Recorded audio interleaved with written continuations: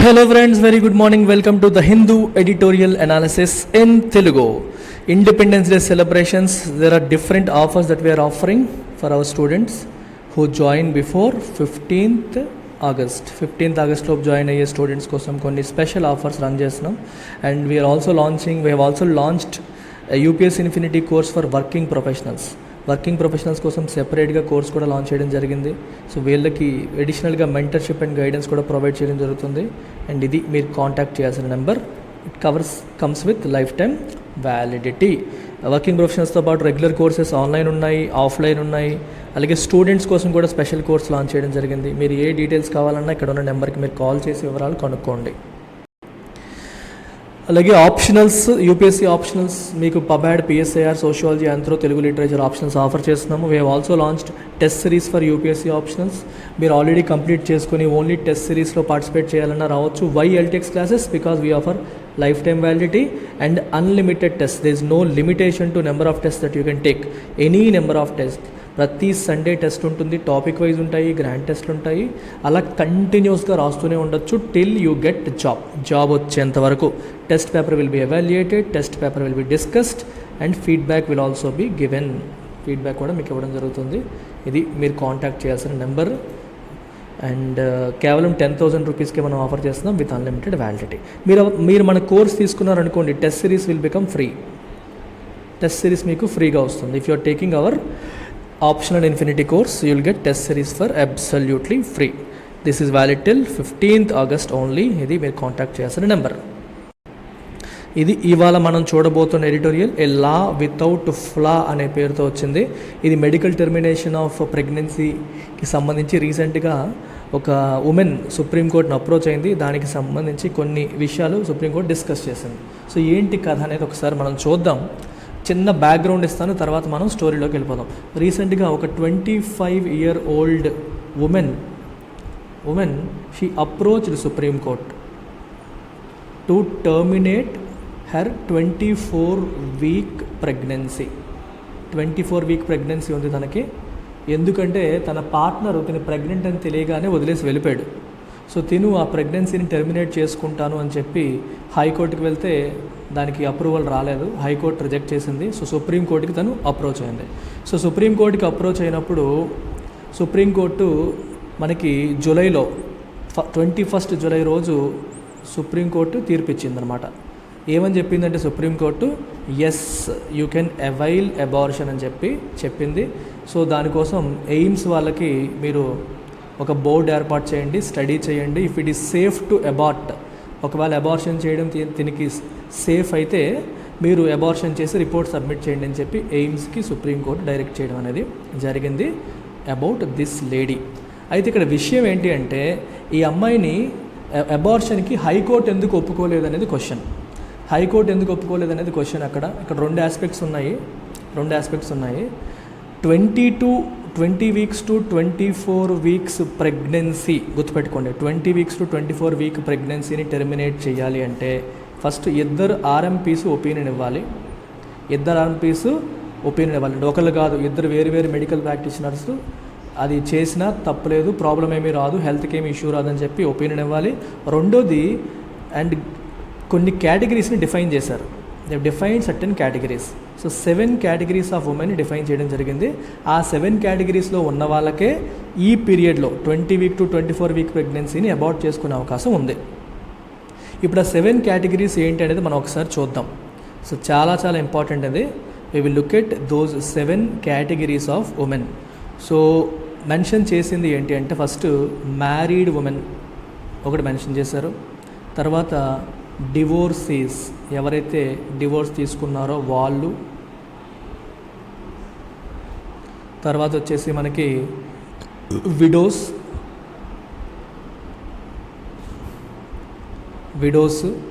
Miners, 4 categories అయ్యాయి. 5th disabled, 6th mentally ill, and 7th survivors of sexual assault. Or rape survivors. So ఈ 7 categories, even if the pregnancy is more than 20 weeks to 24 weeks, in between 20 weeks to 24 weeks, by taking opinion of 2 RMPs, you can go for termination అని చెప్పారు. ఇక్కడ విచిత్రం ఏంటంటే ఈ 7 categoriesలో unmarried women గురించి రాయలేదు. Unmarried women గురించి ఎక్కడ మెన్షన్ చేయలేదు. అన్మ్యారీడ్ ఉమెన్ గురించి ఎక్కడ మెన్షన్ చేయలేదనే హైకోర్టు, ఈ అమ్మాయి హైకోర్టుకి అప్రోచ్ అయినప్పుడు మీకు అలో చేయడం కుదరదమ్మా యాజ్ పర్ లా అని చెప్పి హైకోర్టు రిజెక్ట్ చేసింది. కానీ సుప్రీంకోర్టు ఎందుకు యాక్సెప్ట్ చేసింది అంటే, ఇక్కడ గుర్తుపెట్టుకోండి, ఈ కేటగిరీస్ గురించి రాసినప్పుడు ఇక్కడ ఏం రాశారంటే పార్ట్నర్ అనే పదాన్ని ఉపయోగించారు. సుప్రీంకోర్టు ఎందుకు అలో చేసిందంటే పార్ట్నర్ అనే పదాన్ని వాడారు, హస్బెండ్ అనే పదాన్ని వాడలేదు. హస్బెండ్ అనే పదం వాడుంటే మ్యారీడ్ ఉమెన్కే రెస్ట్రిక్ట్ అయిందని చెప్పొచ్చు, కానీ పార్ట్నర్ అనే పదాన్ని వాడారు కాబట్టి సో లెజిస్లేచర్ యొక్క ఉద్దేశం అన్మ్యారీడ్ ఉమెన్ని కూడా కవర్ చేయాలనే కదా, మరి ఎందుకు తనకి ఎందుకు రిజెక్ట్ చేయాలి అని చెప్పేసి సుప్రీంకోర్టు ఏం చెప్పిందంటే అలో చేసింది, 21st July అలో చేసింది. హ్యావింగ్ సెడ్ దట్, కానీ చట్టంలో చిన్న లోపం ఉండిపోయింది. ఒకవైపు పార్ట్నర్ అని రాశారు, కానీ ఇక్కడ కేటగిరీస్లో అన్మ్యారీడ్ ఉమెన్ గురించి మెన్షన్ చేయలేదు. So this is a flaw in the law. Are you getting it? అందుకే ఇక్కడ రాశారు ఎ లా వితౌట్ ఫ్లా అని రాశారు. ఈ ప్రస్తుతం ఉన్న లాలో చిన్న ఫ్లా ఉంది. ఆ ఫ్లాని రిమూవ్ చేస్తాం. ఫ్లా అంటే లోపం. ఆ లోపాన్ని రిమూవ్ చేస్తాం అనుకోండి, it becomes a law without flaw. So supreme court ఇప్పుడు ఆ తీర్పు ఆ అమ్మాయి ఒక్కదానికే న్యాయం చేసి ఊరుకోకుండా, ఆ అమ్మాయికి న్యాయం చేసింది, ఇంటరిమ్ ఆర్డర్ పాస్ చేసింది, ఎయిమ్స్ వాళ్ళకి చెప్పింది, మీరు చెక్ చేసి ప్రాబ్లం లేదంటే చేసేయండి అని చెప్పేసింది. సో అమ్మాయి ప్రాబ్లం సాల్వ్ అయిపోయింది. కానీ రేపు పొద్దున ఇంకో అమ్మాయికి కూడా ఇలాగే జరగచ్చు, ఇంకొకరు కూడా ఇలాగే జరగచ్చు. సో వాళ్ళు ప్రతిసారి సుప్రీంకోర్టుకి అప్రోచ్ అవ్వలేరు కదా. సో కాబట్టి బెటర్ థింగ్ ఏంటి, ఈ లాని మనం ఈ ఫ్లాని రిమూవ్ చేసేయాలి, ఈ లోపాన్ని రిమూవ్ చేయాలి అని సుప్రీంకోర్టు ఆలోచిస్తోంది. అది ఇక్కడ రాశారు. ఎడిటోరియల్ యొక్క సారాంశం అది. బ్యాక్గ్రౌండ్ సారాంశం రెండు చెప్పాను. సో ఇప్పుడు ఒకసారి మళ్ళీ మొత్తం లైన్ బై లైన్ చదివేద్దాం. A law without a flaw. The supreme court has put unmarried women on an equal footing in availing abortion services. Yes, unmarried ఉమెన్కి కూడా మ్యారీడ్ ఉమెన్తో ఈక్వల్గా అవకాశాన్ని కల్పించింది సుప్రీంకోర్టు ఇన్ అవైలింగ్ అబార్షన్ సర్వీసెస్ని అవైల్ చేసుకునే విషయంలో. The most celebrated kind of court judgments are those that eliminate inherent bias vested in a law or rules framed by the government. Yes, government frame చేసే రూల్స్లో కానీ చట్టంలో ఉన్న rules and రెగ్యులేషన్స్లో కానీ if there is an inherent bias అంటే ఒకవైపు వాలిపోవడం, అంటే ఒకరికి అనుకూలంగా ఉండడం ఇంకొకరికి అనుకూలంగా లేకపోవడం, పక్షపాత ధోరణితో చట్టం ఉందనుకోండి, అలాంటి పక్షపాత ధోరణిని ఒకరికి మాత్రమే ఉపయోగపడేలా ఉండే ధోరణిని ఎలిమినేట్ చేసే judgement is the most celebrated judgement. అంటే గొప్పగా మనం గొప్పగా చెప్పుకునే జడ్జిమెంట్స్ అంటే అట్లాంటివి. అంటే చట్టాల్లో ఉన్న బయాసెస్ని రిమూవ్ చేసేవి, ఈక్వాలిటీ కల్పించేవి. The supreme court's move last week to set right a rule that was manifestly arbitrary and violative of women's right to bodily dignity. Yes, ఒక రూల్ అనేది తేడాగా ఉంది. మేనిఫెస్ట్లీ అంటే ఓపెన్గా, ఆర్బిట్రరీ అంటే వితౌట్ ఎనీ లాజిక్, ర్యాషనల్గా లేదు, లాజిక్ లేకుండా ఉంది, right. And violative of women's right to bodily dignity. తన బాడీని ఏం చేసుకోవాలి, తన బాడీ పైన తనకి ఒక రైట్ ఉంటుంది, హక్కు ఉంటుంది. What to do with her body అనేది ఉమెన్కి రైట్ ఉంటుంది. అండ్ ఆ రైట్ని వైలేట్ చేసేలాగా ఉన్న ఒక రూల్ని సెట్ రైట్ చేసింది సుప్రీంకోర్టు యొక్క రూలింగ్. ఏంటది చూడండి. And that move fits right in to the concept of justice that is free and without prejudice or favour to any person or group of people. Yes, this is a free, ఒక absolutely beautiful kind of judgment అది. And అది మనకి it fits in to the concept of justice that is free, that is without prejudice. అంటే ఎటువంటి పక్షపాతం, ఎటువంటి ఆశ్రిత పక్షపాతం లేకుండా, ఎటువంటి ఫేవర్ టు ఎనీ పర్సన్, ఒక పర్సన్కి ఒక గ్రూప్ ఆఫ్ పీపుల్ మాత్రమే ఫేవరబుల్గా ఉన్నట్టు లేని ఈక్వల్ ఓపెన్ జస్టిస్కి ఒక ప్రతిరూపం రీసెంట్గా సుప్రీంకోర్టు ఇచ్చిన ఆ తీర్పు. ఏంటి ఆ తీర్పు, అవన్నీ చూద్దాం. Earlier the apex court in its wisdom facilitated the abortion of a young unmarried woman whose partner parted ways after realising she was pregnant. చెప్పాను, 25 ఏళ్ళ అమ్మాయి తను ప్రెగ్నెంట్ అని తెలియగానే వదిలేసి వెళ్ళిపోయాడు. పార్టెడ్ వేస్ అంటే వదిలేసి వెళ్ళిపోవడం, రైట్. సో ఆ అమ్మాయికి అబార్షన్ కోసం అని హైకోర్టుకు వెళ్తే ఒప్పుకోలేదు, సుప్రీంకోర్టుకు వస్తే సుప్రీంకోర్టు ఫెసిలిటేట్ చేసింది, ఒప్పుకుంది. అండ్ అబార్షన్ కూడా ఎటువంటిది 20 weeks beyond, 20 to 24 weeks and different categories కింద డివైడ్ చేస్తారు. Less than 20 weeks, 22 to 24 weeks, beyond 24 weeks, ఇలా 3 రకాల కేటగిరీస్ కింద డివైడ్ చేసి ఒక్కొక్క కేటగిరీకి ఒక్కొక్క రూల్ ఉంటుందన్నమాట. ఈ 20 to 24 వీక్స్కి కేటగిరీకి రూల్ ఏంటి, ఇద్దరు ఆర్ఎంపీల దగ్గర ఒపీనియన్ తీసుకోవాలి, ప్లస్ ఈ 7 కేటగిరీస్లో ఉండాలి. ఇందాక మీకు చెప్పిన 7 కేటగిరీస్లో వాళ్ళు ఉండాలి. అన్ఫార్చునేట్లీ ఆ 7 కేటగిరీస్లో అన్మ్యారీడ్ ఉమెన్ గురించి రాయలేదు. కానీ స్టేట్మెంట్లో ఏం రాశారంటే హస్బెండ్ అనే పదం రాయకుండా పార్ట్నర్ అనే పదం రాశారు. మరి పార్ట్నర్ అనే పదం రాసినప్పుడు మ్యారీడ్ ఉమెన్కే వర్తిస్తుందని ఎలా చెప్తాము, అన్మ్యారీడ్ కూడా వర్తిస్తుంది కదా అని చెప్పి సుప్రీంకోర్టు అలౌ చేసింది. హైకోర్టు ఏంటి, ఈ కేటగిరీస్లో అన్మ్యారీడ్ ఉమెన్ లేదు కదని హైకోర్టు అలౌ చేయలేదు. ఇది చట్టంలో ఉన్న లోపం వల్ల ఇలాంటి డిఫరెంట్ ఇంటర్ప్రిటేషన్స్ వస్తున్నాయి, కాబట్టి ఆ లోపాన్ని కరెక్ట్ చేయాలి అనేది సుప్రీంకోర్టు యొక్క ఆలోచన అన్నమాట. ఓకేనా? సో ఇది ఇక్కడ మాట్లాడుతుంది. Had the court rested then, court అక్కడతో ఆగిపోయి ఉంటే it might have meant relief for one woman. అంటే ఆ ఉమెన్కి ఫెసిలిటేట్ చేసింది అబార్షన్ని, అక్కడతోనే కోర్టు సైలెంట్ అయిపోయి ఆగిపోయి ఉంటే దాని మీనింగ్ ఏంటి, it might have meant relief for one women. ఆ ఒక్క ఉమెన్కి రిలీఫ్, ఉపశమనం లభించినట్టు. Who had to go all the way to the top court of the land in order to access what 7 other categories of women would have been able to do without legal hassles. ఈ 7 other categories of ఉమెన్కి ఎటువంటి అడ్డంకులు, అడ్డంకులు, ఇబ్బందులు లేకుండా ఈ services ఉన్నాయి. కానీ ఈ ఒక్క కేటగిరీ అన్మ్యారీడ్ ఉమెన్ కేటగిరీకి లేదు కాబట్టి దాన్ని సుప్రీంకోర్టు మెట్లు తొక్కాల్సి వచ్చింది, చాలా కష్టాలు పడాల్సి వచ్చింది. ఆ 7 కేటగిరీస్ని ఇక్కడ మెన్షన్ చేశాను. Married women, divorcees, widows, minors, disabled, mentally ill, survivors of sexual assault or rape. ఈ 7 కేటగిరీస్కి అలౌ చేశారు, అన్మ్యారీడ్కి లేదు యాజ్ పర్ దట్ యాక్ట్. అది గుర్తుపెట్టుకోండి. సో అది ఇక్కడ రాశారు. So the judgement could have been cited in support of other women in a similar situation, the law retained its flaw and others would still have to had to take the long legal route and wait upon the discretion of individual judges. Very very important. అయితే ఇక్కడ ఏమంటుందంటే, సరే ఆ ఉమెన్కి ఇచ్చిన judgement చెప్పేసి supreme court ఊరుకుంటే ఏమవుతుంది, నెక్స్ట్ టైం కూడా ఇదే ప్రాబ్లం రిపీట్ అవుతుంది. ఆ చట్టంలో కరెక్షన్ జరగల, ఎనామలీ ఉండిపోయింది, ఫ్లా ఉండిపోయింది. మళ్ళీ ఇంకో అమ్మాయి ఇలాంటి ప్రాబ్లం ఫేస్ చేస్తే ఆ అమ్మాయి కూడా మళ్ళీ కోర్టులో కేసు వేస్తే అప్పుడు ఈ జడ్జిమెంట్ అనేది సైట్ చేయొచ్చు, అంటే ఈ జడ్జిమెంట్ని రెఫరెన్స్గా ఉపయోగించవచ్చు. ఇంతకుముందు పలానా కేసులో సుప్రీంకోర్టు ఈ జడ్జిమెంట్ ఇచ్చింది, మీరు చూడండి అని చెప్పి మళ్ళీ కేసు వేయొచ్చు. కానీ సమస్య అంటే again the girl need to go to court, need to apply, petition వేయాలి, ఆ కోర్టును రిఫర్ చేయాలి. మళ్ళీ అప్పుడు జడ్జి యొక్క ఇండివిజువల్ డిస్క్రిప్షన్, ఆయన ఏమనుకుంటాడో మనకు తెలియదు. డిస్క్రిప్షన్ అంటే మంచి చెడు తెలుసుకోవడం, డిస్క్రిప్షన్ అంటే అతను విచక్షణ అంటాం. సో ఫ్రమ్ ది అనదర్, అప్పుడే ఎవరైతే జడ్జిగా వస్తారో ఆయన పాయింట్ ఆఫ్ వ్యూలో ఆయన దేని చూస్తారు, కేటగిరీస్ని చూస్తారా, పార్ట్నర్ అనే పదాన్ని చూస్తారా అనే దాన్ని బట్టి మళ్ళీ ఆధారపడిపోతుంది. అందుకనే utilising the full and expansive reach of its powers, సుప్రీంకోర్టుకి ఉన్న ఫుల్ పవర్స్ మొత్తం అంతటిని ఉపయోగించి supreme court has decided to correct the anomaly, ఈ లోపాన్ని కరెక్ట్ చేయాలని సుప్రీంకోర్టు డిసైడ్ అయిపోయింది. చట్టంలో లోపం ఉంది, దాన్ని కరెక్ట్ చేయడానికి సుప్రీంకోర్టుకి పవర్స్ ఉన్నాయి, చాలా ఎక్కువ సుప్రీంకోర్టుకి పవర్స్ ఉన్నాయి. ఆ పవర్స్ని ఉపయోగించి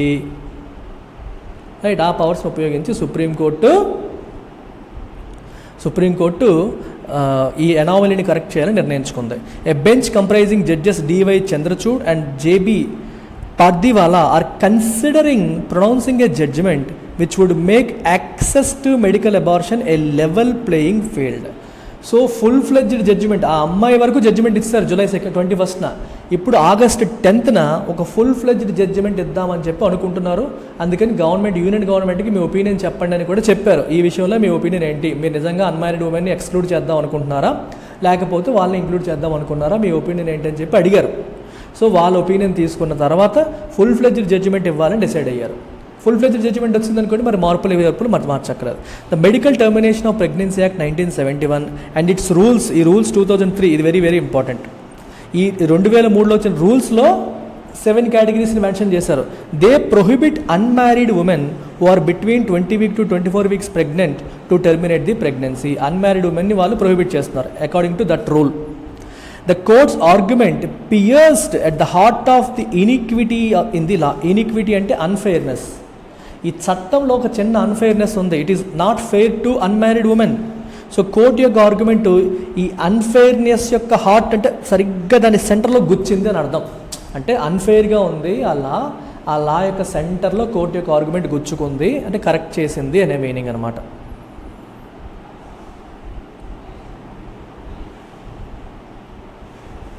కరెక్ట్ చేయడం అనమాట. అర్థమైందా? If a married women had access to abortion, ఏంట కోర్ట్ ఆర్గ్యుమెంట్? మ్యారీడ్ ఉమెన్కి అబార్షన్ ఫెసిలిటీస్కి యాక్సెస్ ఉంటే during the same period, then why should un unmarried women be prevented from using the services? Yes, married ఉమెన్కి అవకాశం ఉన్నప్పుడు unmarried ఉమెన్కి ఎందుకు అవకాశం ఉండకూడదు అని కోర్టు ఆర్గ్యూ చేసింది. Exhorting the government to have a forward looking interpretation. Exhort అంటే గవర్నమెంట్కి గట్టిగా చెప్పడం. టు టెల్ సమ్వన్ స్ట్రాంగ్లీ అని అర్థం. ఎంఫటికల్గా, స్ట్రాంగ్గా అర్జ్ చేయడం. ఏమని? కొంచెం ఫార్వర్డ్ లుకింగ్ ఇంటర్ప్రిటేషన్, లాని మీరు ఫార్వర్డ్ లుకింగ్గా చూడండి, అంటే ఫ్యూచరిస్టిక్గా థింక్ చేయండి అని చెప్పి the bench pointed out that the rules mention the word partner and not husband. మీరు మెన్షన్ చేసిన రూల్స్లో పార్ట్నర్ అనే పదం ఉంది, హస్బెండ్ అనే పదం లేదు. హస్బెండ్ అనే పదం ఉంటే ఇది ఓకే, కానీ మీరు పార్ట్నర్ అనే పదాన్ని పెట్టారు. మీరు రూల్స్లో పార్ట్నర్ అనే పదాన్ని పెట్టినప్పుడు ఆ కేటగిరీస్లో అన్మ్యారీడ్ ఉమెన్ని ఎందుకు మెన్షన్ చేయలేదు అని చెప్పి క్వశ్చన్ చేస్తాం. మీరు పార్ట్నర్ అనే పదం పెట్టినప్పుడు హస్బెండ్ అనే మీనింగ్ రాదుగా, అలాంటప్పుడు అన్మ్యారీడ్ ఉమెన్ కూడా పెట్టాలి కదా, ఎందుకు పెట్టలేదు అనేది క్వశ్చన్ అనమాట.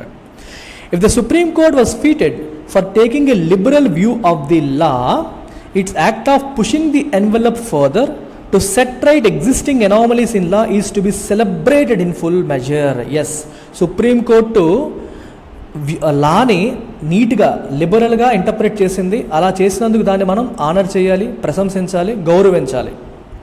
ఎస్, గౌరవించాము, ప్రశంసించాము, బాగానే ఉంది. కానీ సుప్రీంకోర్టు అక్కడితో ఆగలేదు. It's act of pushing the envelope further, ఇంకా ముందుకు తీసుకెళ్ళి ఈ లోపాన్ని కంప్లీట్గా నేను కరెక్ట్ చేస్తాను అనే ప్రయత్నం చేస్తాను చూడండి. And that needs to be celebrated in full measure. ఇది చాలా గొప్ప విషయం. దీన్ని మనం సెలబ్రేట్ చేసుకోవాలి, గౌరవించుకోవాలి అని అర్థం అనమాట. ఎక్నాలెడ్జ్ చేయాలి, రైట్ అని అర్థం. At a time when the United States Supreme Court's recent ruling overturning Roe versus Wade has drawn that nation back several decades on the abortion question, అక్కడ ఏంటంటే అబార్షన్ అనేది ఫండమెంటల్ రైట్ కాదు అని చెప్పేసింది supreme court. మీకు అర్థమవుతుందా? అబార్షన్ అనేది fundamental right కాదు అని చెప్పింది యునైటెడ్ స్టేట్స్ సుప్రీంకోర్టు. సో కాబట్టి ఇప్పుడు ఫండమెంటల్ రైట్ అనుకోండి, దాని మీద వేరేగా చట్టాలు చేయడానికి లేదు. మీరు కేర్ఫుల్గా వినాలి. అమెరికాలో ఏం జరిగింది? అబార్షన్ అనేది అప్పటి వరకు రో వర్సెస్ వేడ్ కేసులో ఫండమెంటల్ రైట్గా ఉండేది. సో దానికి ఫండమెంటల్ రైట్ కాదు అని చెప్పి ఆ జడ్జిమెంట్ని తిప్పేసింది supreme court.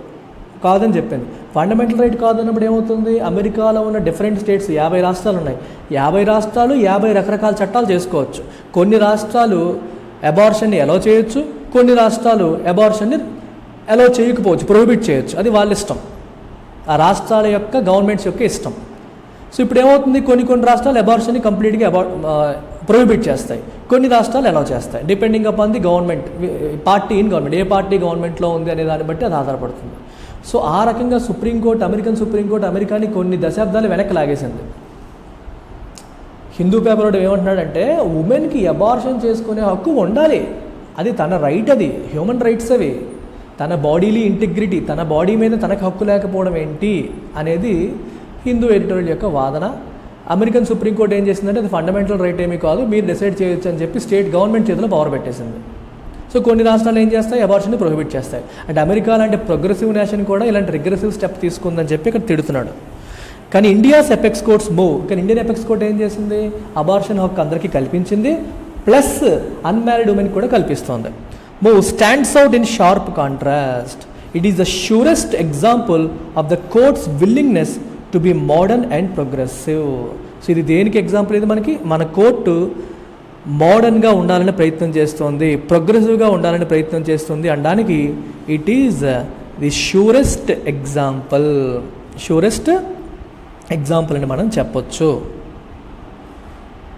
In order to remove antediluvian అంటే బాగా old fashioned inconsistencies in existing లాస్లో ఉన్న ఓల్డ్ ఫ్యాషన్డ్ ఇన్కన్సిస్టెన్సీస్ని రిమూవ్ చేయడానికి మన సుప్రీంకోర్టు తీసుకున్న నిర్ణయం, ఆ విల్లింగ్నెస్ అనేది ఏదైతే ఉందో చూపిస్తోందో అది చాలా గొప్ప విషయం అని చెప్పి చెప్తున్నారు.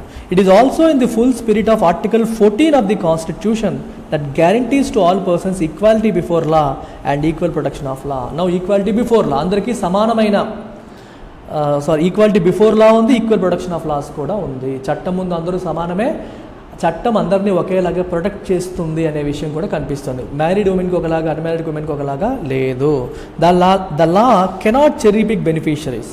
ఇది కొంతమందికే బెనిఫిట్ అవుతుంది, కొంతమందికి లేదు అన్నట్టు చెర్రీ పిక్ చేయకూడదు చట్టం. And if there is to be any justice at all, justice అనేది ఉండాలి అంటే ద యాంటిక్వేటెడ్ ప్రిన్సిపల్స్, అంటే అగైన్ ఓల్డ్ ఫ్యాషన్, యాంటిక్వేటెడ్ అన్నా యాంటీ డైలూవియన్ అన్నా మీనింగ్ ఏంటి, ఓల్డ్ ఫ్యాషన్ అని, పాతవనే. Principles on which old acts were built, మనం నిర్మించుకున్న పాత చట్టాలు, ఈ పాత ఓల్డ్ ఫ్యాషన్ ప్రిన్సిపల్స్ మీద బిల్డ్ చేసుకునే ఈ చట్టాలు ఏవైతే ఉన్నాయో they cannot continue to frustrate young women. Present ఉన్న యంగ్ ఉమెన్ ఫ్రస్ట్రేట్ చేయకూడదు.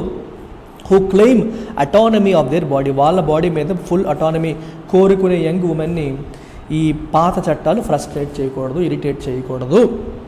అప్పుడే జస్టిస్ అనేది పాసిబుల్, జస్టిస్ అనేది ఉంటుంది అని చెప్పి రాస్తాం. And this particular thing also helps improve maternal మార్టాలిటీని తగ్గిస్తుంది.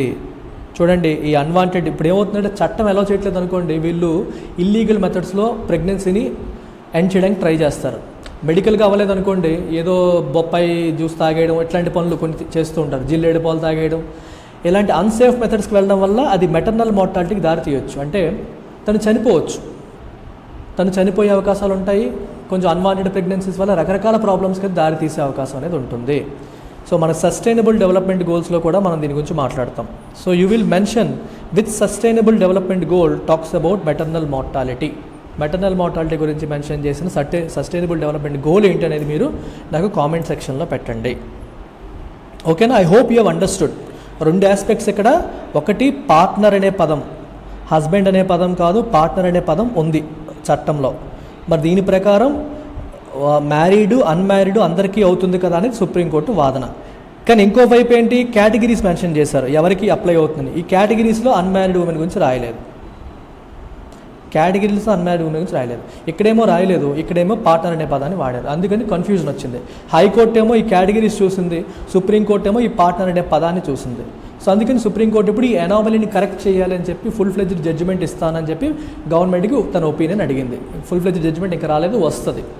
అందుకని సుప్రీంకోర్టుని పొగుడుతూ ఒక ఫార్వర్డ్ లుకింగ్ జడ్జిమెంట్ ఇవ్వడానికి ముందుకొచ్చింది. లిబరల్ ఇంటర్ప్రిటేషన్ ఆఫ్ లా తీసుకుంది కాబట్టి సుప్రీంకోర్టుని పొగుడుతూ ఈ ఎడిటోరియల్ సాగింది. Okay, so NCERT foundation course అమ్మ, కొత్తగా యూపీఎస్సీ ప్రిపరేషన్ స్టార్ట్ చేసే వాళ్ళకి ఒక మంచి opportunity. You can go for this. తక్కువ ఫీజుకి ఇండిపెండెన్స్ డే సెలబ్రేషన్లో భాగంగా మీకు 10,000 రూపాయలకి అందిస్తున్నాం. 5,000 రూపీస్ డిస్కౌంట్ కూడా ఇస్తున్నాము. Comes with lifetime validity. Take care, bye.